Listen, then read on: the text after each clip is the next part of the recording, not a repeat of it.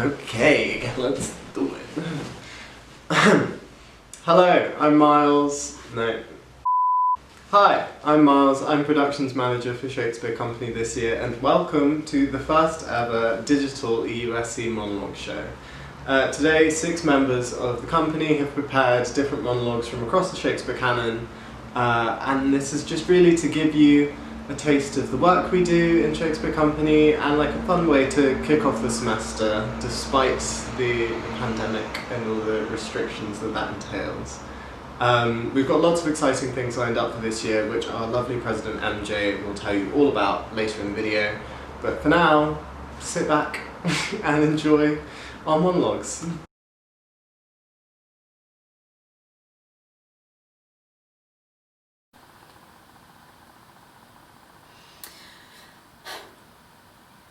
But I do think it is their husbands' faults, if wives do fall.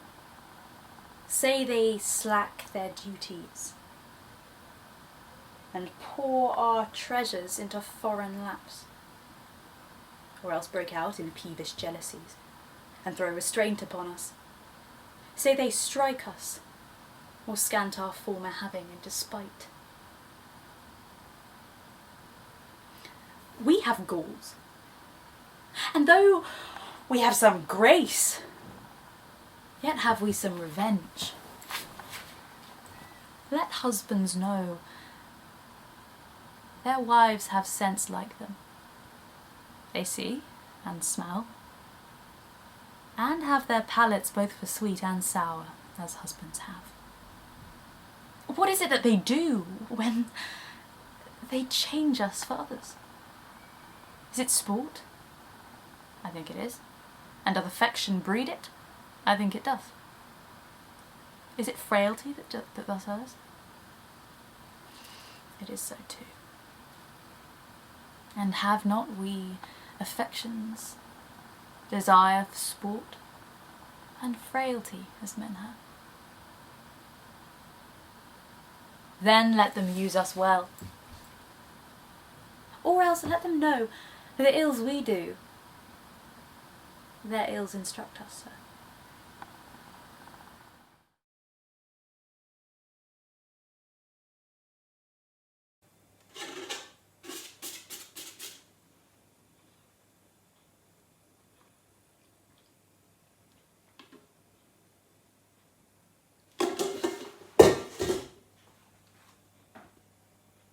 How will occasions do inform against me and spur my dull revenge? What is a man if his chief good and market of his time be but to sleep and feed? A beast, no more. Sure that he that hath made us with such large discourse, looking before and after the event, gave us not that capability and godlike reasoned fustiness unused. Now whether it be some bestial oblivion or some craven scruple of looking too precisely on the event and thought which courted hath but 1 part wisdom and ever 3 parts coward. I do not know why yet I live to say this thing's to do, sith I have the strength and will and means and cause to do it.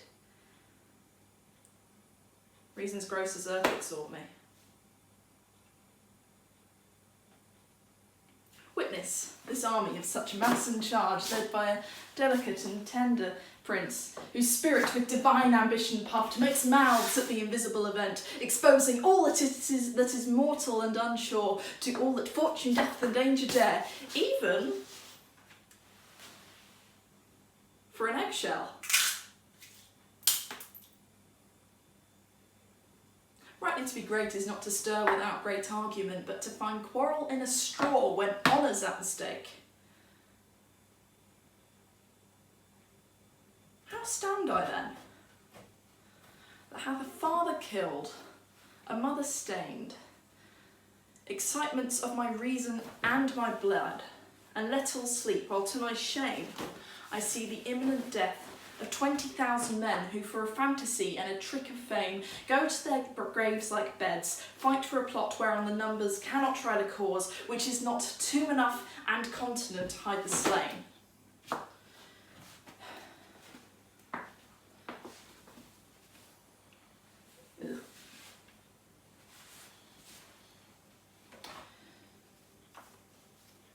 from this time forth,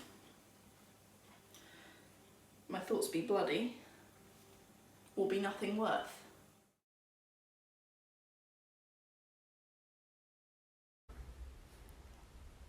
I have been studying how I may compare this prison where I live unto the world. And for because the world is populous and here is not a creature but myself, I cannot do it. Yet I'll hammer it out. My brain I'll prove the female to my soul the father. And these two beget a generation of still breeding thoughts. And these same thoughts people this little world, in humours like the people of this world, for no thought is contented. The better sort, for thoughts of things divine are intermixed with scruples and do set the word itself against the word, as thus, come little ones, and then again, it is as easy to come as for a camel to thread the postern of a small needle's eye.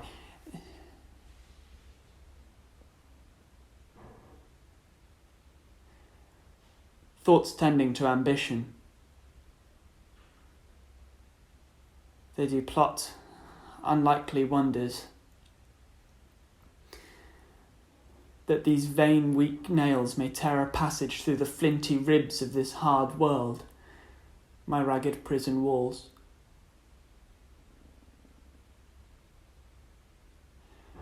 And for they cannot die in their own pride.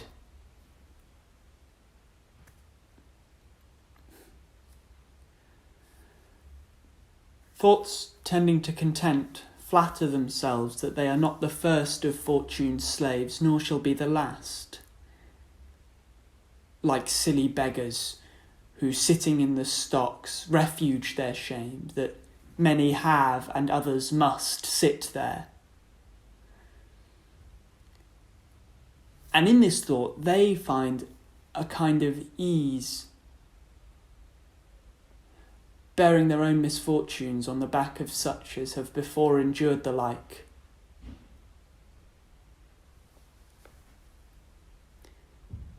Thus play I in one person many people, and none contented.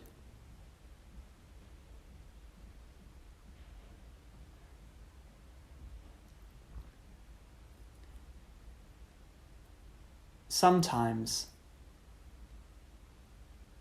am I king.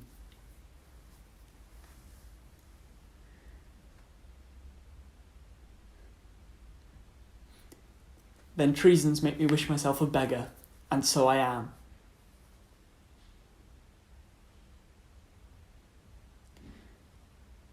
Then vicious penury persuades me I was better when a king. Then I am kinged again. And by think that I am unkinged by Bolingbroke, and straight am nothing.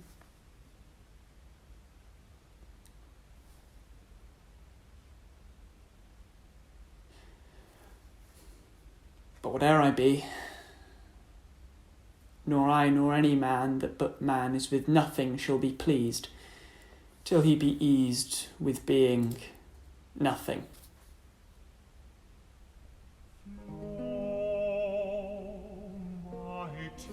Music do I hear? Keep time. How sour sweet music is when time is broke and no proportion kept. So it is in the music of men's lives. And here have I the daintiness of ear to check time broke in the disordered string, but for the concord of my own state and time, and not the ear to hear my true time broke. I wasted time, and now time doth waste me. For now hath time made me his numbering clock. My thoughts are minutes, and with sighs they jar their watches unto mine eyes the outward watch, whereto my finger like the dial's point is pointed still in drying them from tears.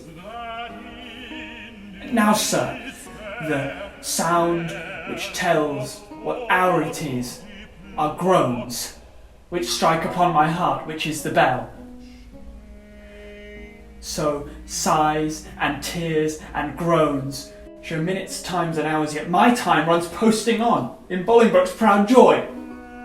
While I stand fooling here, is Jack of the clock. This music mads me, let it sound no more. For though it hath helped madmen to their wits, in me it seems it will make wise men mad.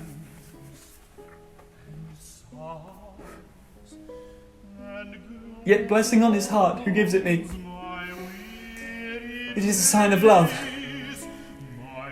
And love, to Richard, is a strange brooch in this all-hating world.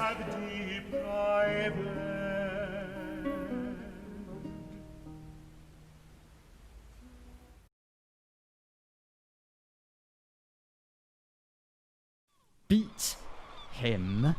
Enough! After a while, I'll beat him too.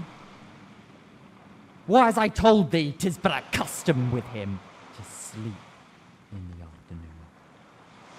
There thou mayst brain him. After first seizing his books, or with a log batter his skull, or paunch him with a stick, cut his weasand with thy knife. Remember first to possess his books, for without them he is but a sot, as I am, nor hath not one spirit to command. They all do hate him as frigidly as I. Burn but his books.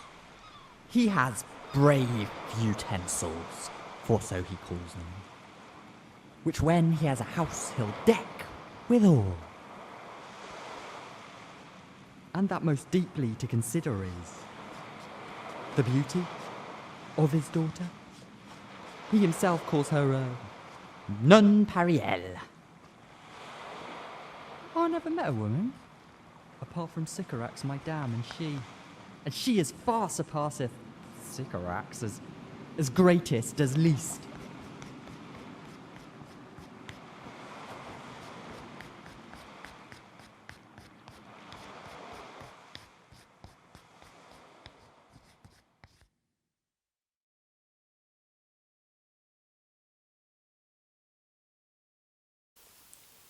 Be patient to the last.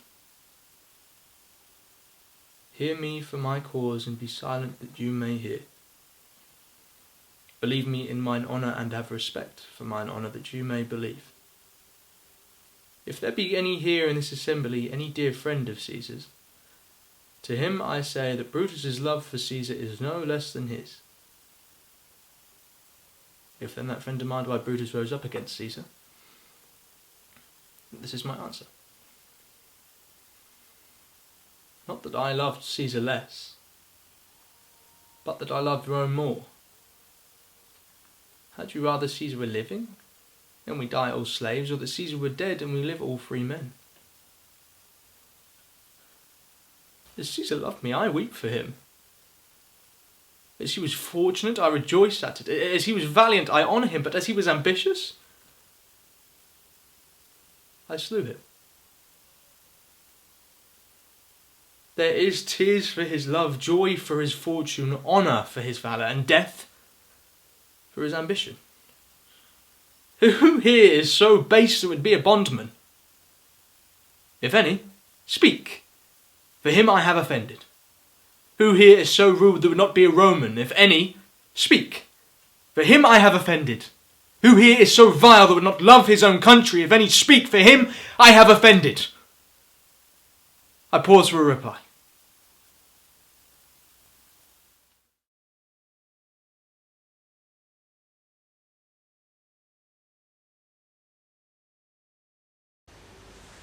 What? Do you tremble? Are you all afraid? Alas, I blame you not. For you are mortal, and mortal eyes cannot endure the devil. Avaunt, thou dreadful minister of hell. Thou hadst but power over his mortal body. His soul thou canst not have. Therefore be gone. Foul devil, for God's sake hence, and trouble us not, for thou hast made the happy earth thy hell, filled it with cursing cries and deep exclaims, if thou delight to view thy heinous deeds. Behold this pattern of thy butcheries. O gentlemen, see dead Henry's wounds open their congealed mouths and bleed afresh. Blush, blush, thou lump of foul deformity, for 'tis thy presence that exhales this blood from cold and empty veins where no blood dwells. Thy deed, most inhuman and unnatural, provokes this deluge most unnatural. O God, which this blood madest, revenge his death. O earth, which this blood drinkest, revenge his death.